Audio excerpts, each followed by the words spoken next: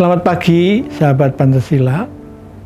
Saya Yusuf Sutanto ingin menceritakan pengalaman saya bertemu dengan pakar neuroscientist terkemuka,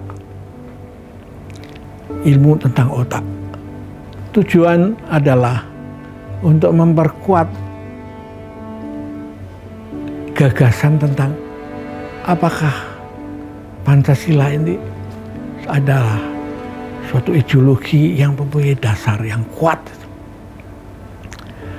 Nah, dia menceritakan bahwa otak manusia itu beratnya cuma 2,5%. Tapi di dalamnya terkandung triliunan sel itu. Dan setiap sel itu bisa berhubungan dengan 15.000 sel yang lain. Sehingga dia bisa memanage tanpa stagnasi sampai 150 triliun kemungkinan yang variabel yang terjadi. Nah, karena itulah otak harus dijaga supaya tetap sehat itu.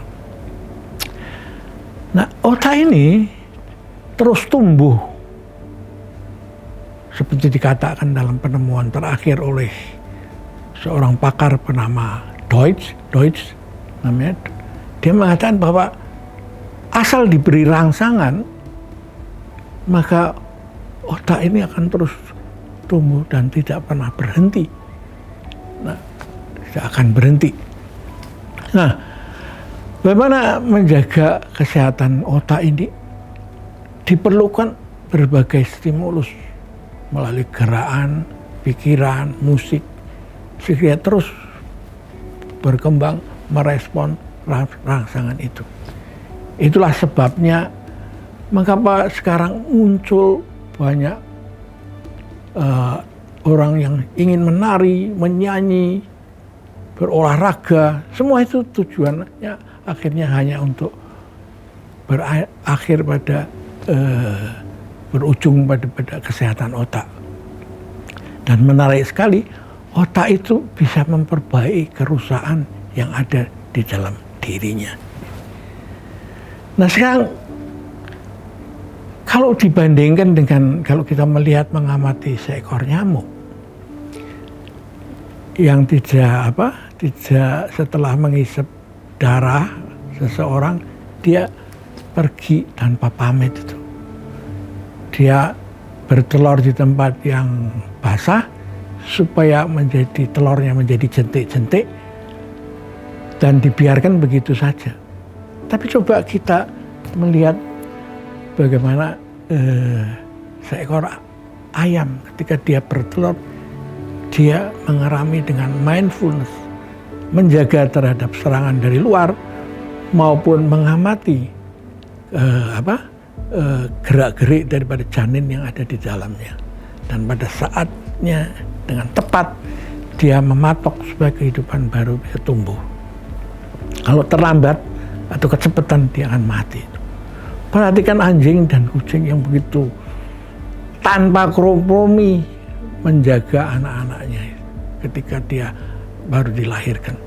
Kita melihat binatang-binatang yang besar menjilatin kulitnya anaknya yang baru lahir supaya air ketuban itu tidak kering dan dia bisa mencari makan sendiri. Masalah sekarang adalah bagaimana otak itu tumbuh dalam proses ini dari afeksi menjadi compassion itu. Nah, kita menemukan lagi pendapat daripada Charles Darwin bahwa masa depan itu tergantung bukan pada survival of the fittest, tapi yang survival yang kuat, tapi survival of the kindness, survival yang kebaikan, compassion, kewelas asihan kepada sesama. Nah, inilah kalau kita juga di dalam kehidupan kita, ketika seorang ayah itu kena PHK dan sudah panik, maka ibu dengan santai besoknya mengatakan, "Pak, saya sudah membuka catering itu, buat makanan untuk dijual kepada tetangganya." Jadi ada sesuatu memang di dalam alam semesta ini yang menyebabkan bahwa alam semesta ini bisa terus berkelanjutan itu. Karena peranan daripada sang induk ini. Nah, semua ini saya jelaskan dan saya tuangkan di dalam buku ini. Itu terjadi pada pengalaman Nabi Sulaiman ketika menyelesaikan kisruh antara dua orang ibu yang mengklaim sebagai anak daripada seorang bayi. Lalu dia dengan segera dia mengambil sebuah golok dan mengatakan, bagaimana kalau kita belah menjadi dua?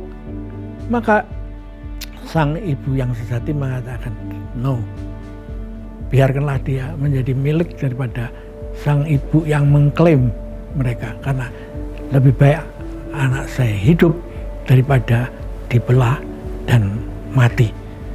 Nah, itulah saya melihat bahwa Pancasila itu mempunyai potensi untuk menjadi ideologi dunia. Kita perhatikan lagi keadilan sosial itu hanya bisa terjadi kalau diputuskan secara demokratis, sehingga tidak terjadi diktator mayoritas maupun diktator minoritas. Tapi demokrasi ini bisa hanya terjadi di suatu negara, itu kebangsaan, dan kebangsaan ini harus berdampingan dengan bangsa lain, dan itu merupakan berkah daripada Tuhan Yang Maha Esa. Dan Tuhan Maha Esa yang beri kemanusiaan yang ada di dalam negara-negara, dan akhirnya yang dipimpin oleh dengan sistem demokrasi yang menjalankan keadilan sosial. Jadi Pancasila itu semacam bolak-balik atau angka 8 yang berputar tanpa akhir, sehingga akan menjadi ideologi dunia yang dinamis, selalu bisa menyesuaikan dengan perubahan zaman. Terima kasih atas perhatian Anda.